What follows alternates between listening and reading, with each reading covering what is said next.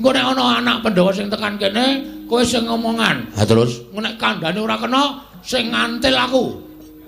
Iki ora cangkeman lho, Gong. Ki aku moh nek ming dolanan. Tenan, kok amuke kabeh.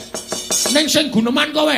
oh iya manut sing guneman aku ngelekke putra Pandhawa nek ra gelem Sikate. ya kowe nek ndi Ana mburimu. ya Tak salin sik. ya Arep gelut ya training. oh iya Lho ki edan kuwi kok traininge sapa e? Mbah mau semampir nang dol desa ana iki tak saut ya, Tru. Ngene iki rak trampe nek kerangan. oh iya tenan lho Heeh.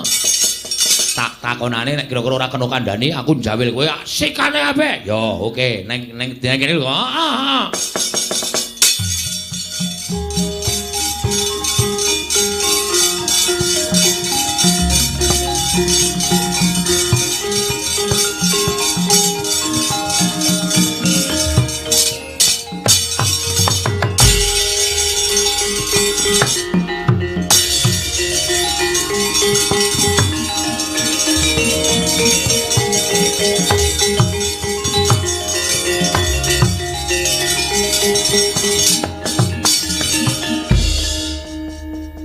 Durantasena.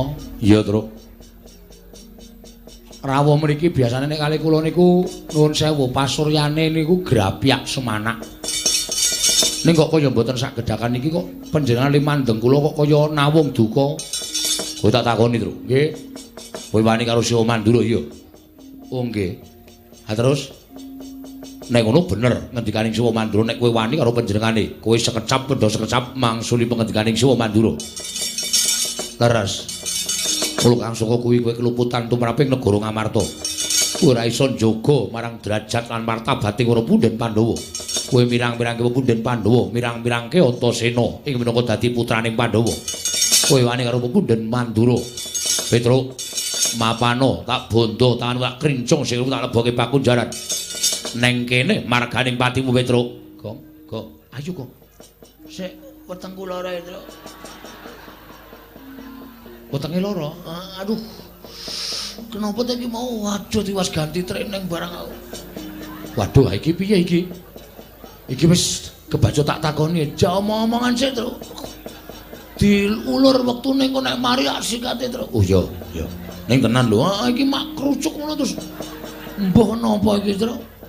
Waduh tak jagake. Jagake jengkulmu nek lara wetenge kok dijagake.